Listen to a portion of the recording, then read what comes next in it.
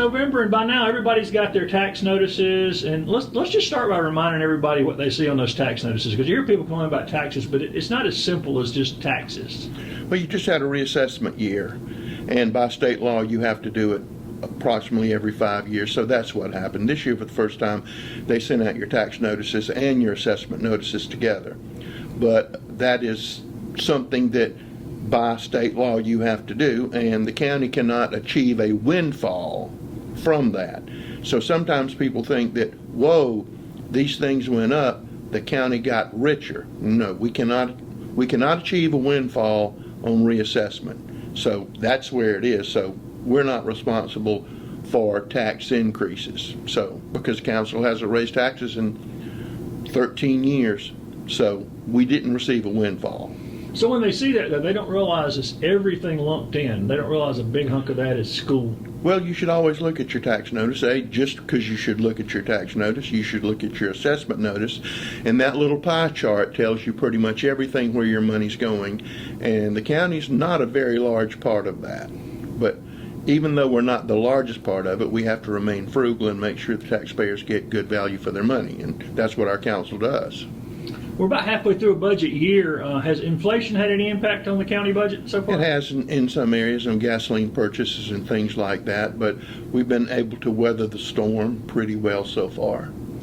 And we've been some announcements coming out since September, but I've noticed sort of a trend that at least the last few companies seem to be, including one the other night where the council gave the final okay to that group making chocolate healthier. Yep. Then the company in Pendleton recently received a regional award for creating an oil that's biodegradable. Yep.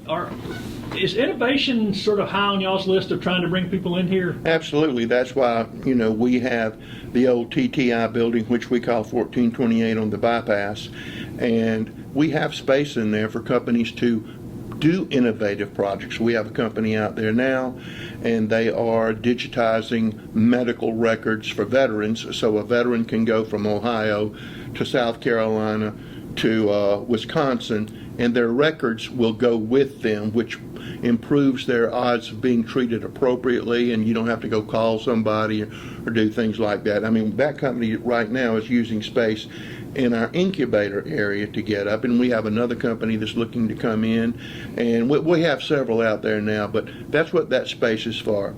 Soft landing zone primarily for manufacturing, want to start off their manufacturing and get ahead. An incubator to help businesses learn and grow and expand until they can get on their own 2 feet and get their own place. And the ones we have out there now are doing really well.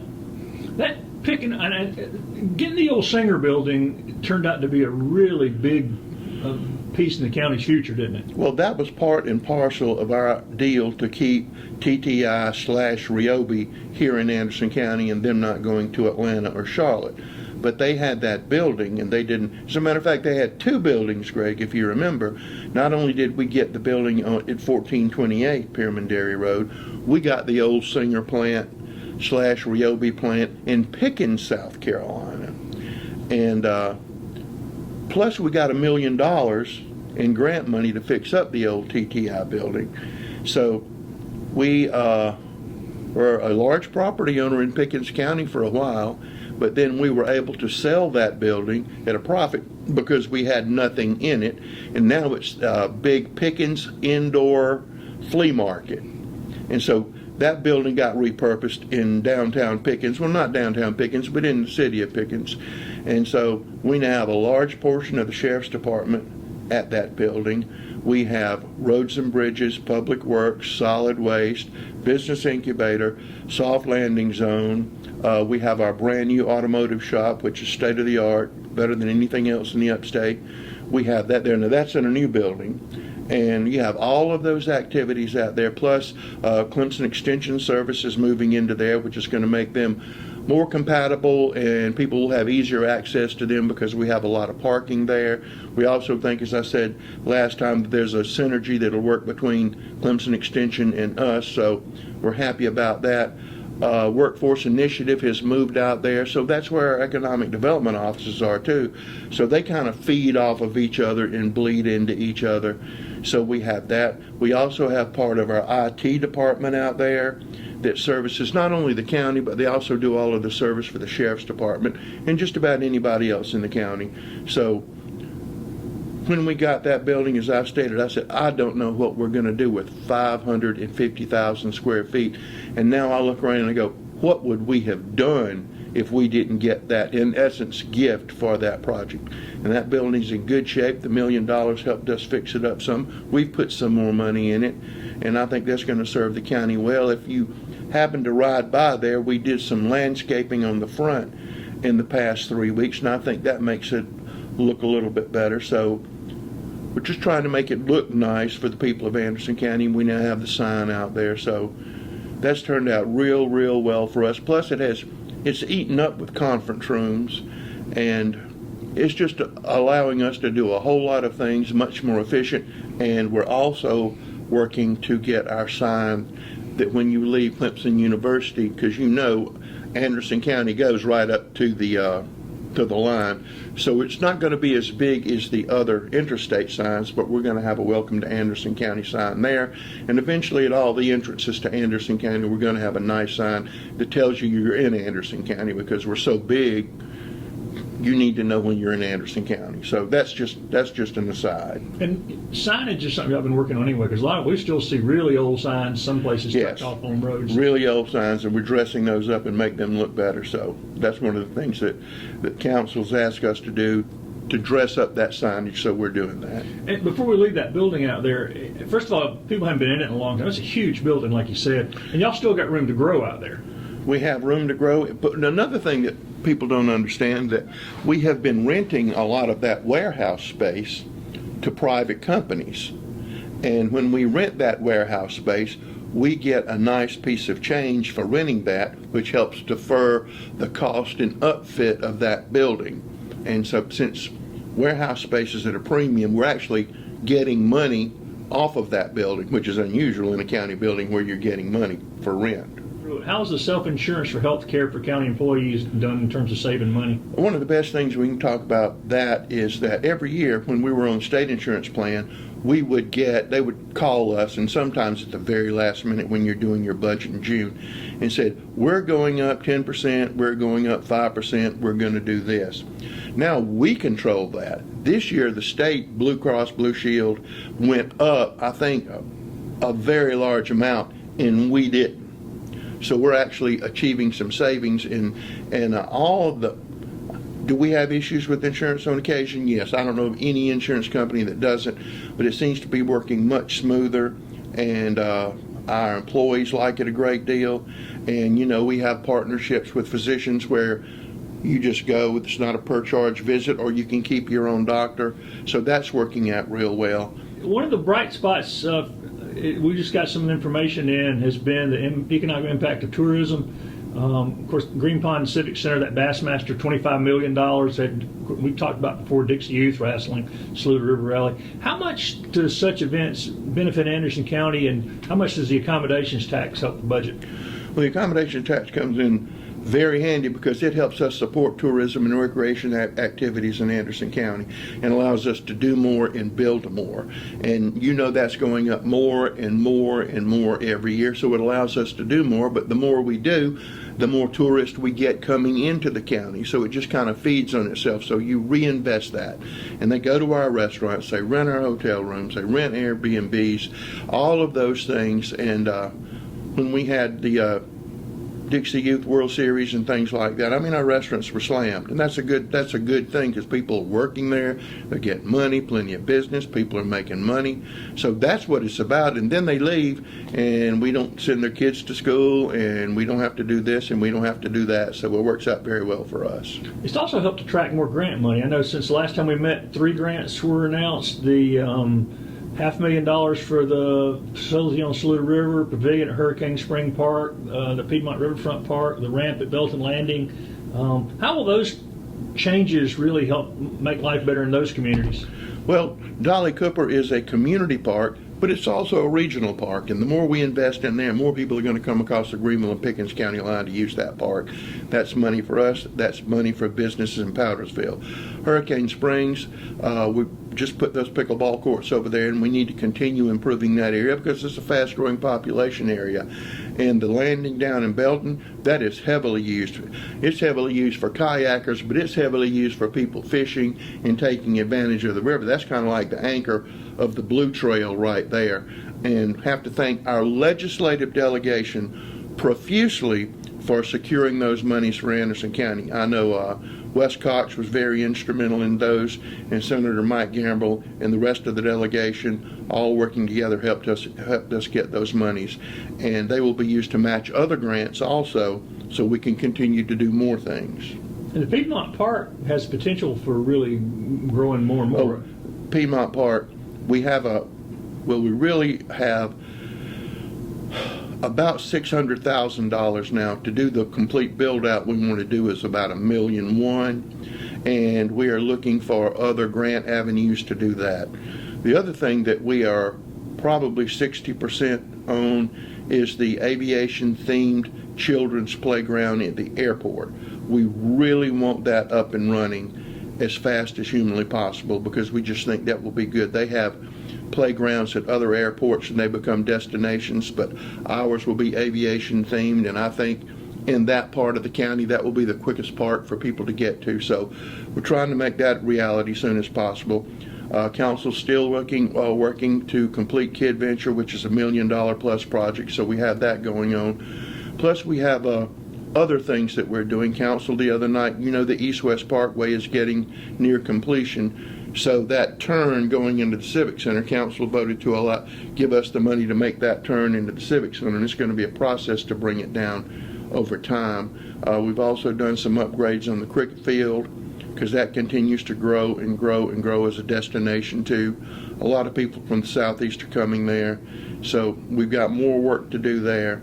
We've just got more work to do everywhere, and the more we do, the more it gets used, and the more people want more. But that's what people want, quality of life. And that trail is that trail from the YMCA all the way to Civic Center. Both ends of it are already getting used and they're not even completely finished, but they're getting used tremendously. I was surprised how fast people are walking on a track that's not even completely I know, but finished. but it's a wonderful trail, and people use it all the time, and I'm glad that we don't have any development on it, because it's beautiful, and one day that's going to be really probably in the center of the city. The city has a very ambitious trail program, which I think is wonderful, and when that comes into fruition, I think it's going to be beautiful. You'll be able to walk.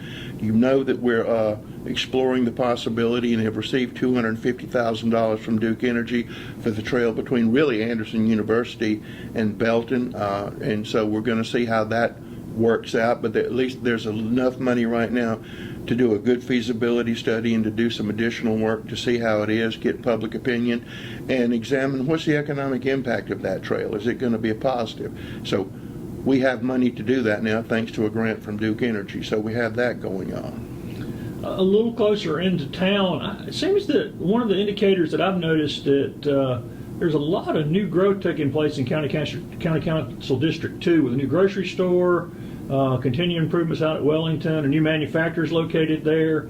What's the impetus behind all this growth that's suddenly happening in District 2? Well, there are a lot of plants down there, and there are a lot of people there. They're building those new apartments down there, and people say, well, those are rent control. No, they're not.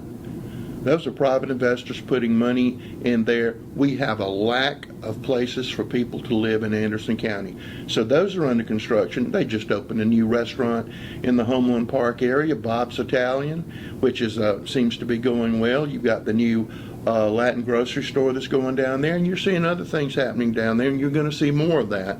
You're going to see that to continue to progress. This morning, we were in the Ore Mill area, where we were tearing down houses this morning. So we went out there to check on that and look at that. And we tore down, there's one on the ground now gone, and we have probably about 10 more that we're going to take down there. And that helps that area to remove those distressed and dilapidated houses. We're going to take those lots, those that we control, and try to get people interested in building new houses down there. And there's some new houses down there, so we've got to keep promoting that, but we've got to do it cost effective, no burden to the taxpayers, but it improves property values, it improves quality of life, and that's important. We're going to keep doing that. But it does seem like it's accelerated. It has accelerated, and people are noticing it. But even in Belton, last week, 200 new homes, another subdivision going in Belton, they're going to annex into the city. You're getting growth spread out around the county. But if you also realize we still have so much green space in the county that will never be developed, and we don't want it developed because we have the best of both worlds. As many plants as we can locate in one area and not have them spread out everywhere, the better off we are as a county. But you can still ride in some parts of this county and they look like they did 100 years ago, and that's not a bad thing. Another announcement that was finally set things in motion was the establishment of the new mental health court in Anderson. When will that be up and running? We have approximately a year to get everything in place. I know that there was a meeting yesterday with Judge Cordell Maddox, and he signed off on it, and then mental health has to sign off on it, and the solicitor has to sign off on it, and the county naturally is going to sign off on it. With the Criminal Justice Coordinating Committee, this is another solid achievement that they have done. This mental health / veterans court is going to be in operation. The jail that's being designed right now, that's another benefit from them. That's why council established the Criminal Justice Coordinating Committee, to get citizens to look at this and stakeholders to say what are the things we can do to keep people out of jail, to help people get better, build a jail so we don't have them coming back, put features in there so we can train people in jobs and things like that. It's all of a set piece. It's not a one-off here and a one-off here. We're also looking for a place, the CJCC is, for a crisis intervention center, which we've talked many times in the past, so that we don't send people to the ANMED waiting room or we take them to jail, that there's a place they can go. And maybe you don't need to be in jail. More than likely you don't. You're having a mental health crisis and you need some place to go to get stabilized and hooked up on a path to achieving a better mental situation. So all of that's coming out of the CJCC. We were able to work with AIM on the rental assistance program, which was good for AIM. It was good for us. We don't know anything about how to do that, but AIM was already set up and they knew how to do that. And so we work with partners who can help us. If they're going to throw money out, then we need to catch it and put it where it will do the most good. And so that's what we do. That's council's philosophy. And Hope Missions has helped keep a lot of people off the streets, and they've got a warming center. But we have a warming center. Like last night, it got down around 28 degrees. And so we have a warming center there, and we help them. And they get a lot of private donations, and they get a lot of help from a lot of wonderful people and a lot of churches. But we can help them to some degree, and so we help them. We also have a group that provides a Christmas meal, Christmas Day, at the farmer's market. And they don't check anything. You just come there and you'll get a really nice Christmas meal. Mr. Merriweather, who works for the county, his church and his church group puts that on, and they work 2 or 3 days to put that together. Council gives them a little bit of money to help them. They raise other money. But anybody on Christmas Day who doesn't have anything to eat, you could be the richest person in town, you could be the poorest person in town. They don't ask. You come by there, they will feed you, and they'll feed you really good too. Any updates on the pause and maybe the park? How's it getting used like as expected? The park's getting used more than we expected, which is a wonderful problem to have. They're doing a great job. People don't understand what all they do, and sometimes people get frustrated, but we are blessed to have that. We're blessed to have Dr. Sanders, Randy Lee, all of those people out there. We're blessed to have those people who care about that, but they're also professional and have the knowledge to do it. And I mean, we receive contributions every month, $2,000, $3,000 every month. And we do our best to help you keep your pets. I mean, if you lose your job and you can hardly pay your rent and you're going to have to put Fluffy at the animal shelter, well, we will help you over that rough part because we get donations to do that. And we provide all kinds of medical care. And never forget that we also support the Humane Society with their low-cost spay and neuter clinic. Council does that. So I also want to give a tip to the Anderson County Animal Control officers. Those people are jam up. They do a wonderful job. They show compassion and they are professional. That's an arm of the Sheriff's Department, but those people are really dynamic and they are good, and you don't usually see that, but they are professional, they're good, and they try to help animals. And next door to Paul's is that small house subdivision's come pretty close to completion. Seems like a long time ago that was approved. Yeah, Remind people about that complex and the goals of it. Well, it's a tiny home complex, and the rent's $900 a month off the top of my head, and it's ideal for a person getting started or maybe somebody who wants to downsize. It looks really, really nice, and if you have a chance to ride down there, you'll see that for yourself. So we expect that to turn into something very nice. And people say, well, they're flimsy. No, they're not flimsy. They have to meet very strict standards on what they look like, and they look really good. Is that a model maybe for helping some of this housing crisis we've got? But it's a model all over this country. It's a model. They're doing this everywhere. They're doing it in Greenville. They're doing it in Pickens. They're doing in some places. Columbia is now doing something for their homeless people, and they've got this company out on the West Coast. They make these little self-contained one-person cabins, and it's really like a quarter of a tiny house, but it provides a place to go, be safe, and get out of the elements. So you're going to see more and more of this trend continuing, and you're going to see more and more shipping containers turned into houses. Is there anything else the county can do to help protect both the integrity of housing and also encouraging new development for housing? Well, our council's done a whole lot of stuff on land use, and they had already done a whole lot of stuff on land use before the boom took place. But yeah, they're tightening it up. There'll be a planning and public works meeting here at 10 o'clock Tuesday, this coming Tuesday, and they'll be looking at things that they can further make sure that you get the quality you need, that you don't put water on somebody, and things like that. So that's always something that you're always tweaking and working on. It looks like a long, cold winter, which could be hard on the roads. Any updates on road work? And remind people how seasonal road work is. Well, this time of the year when it's cold, you don't put asphalt down. You can't. It won't stay. So we're out of the paving season. We are working with the Anderson County Transportation Committee. They get millions of dollars every year, but this year they're getting a one-time shot of $8 million. And so we put in the list for numerous roads to be repaired on that. So we're looking forward to another very productive paving season when the weather turns good. So that's where we are on that. And I know y'all have monitored this very closely, and it's been a year and a couple of months now. What's the latest evaluation on countywide EMS system? We had a meeting on that this morning. I think it's working wonderfully well. Our EMS paramedic system is working. I think it is the envy of the state. We do not hunt people, paramedics. Now, you know there are three classifications, EMTs, EMT in essence 2, and paramedics.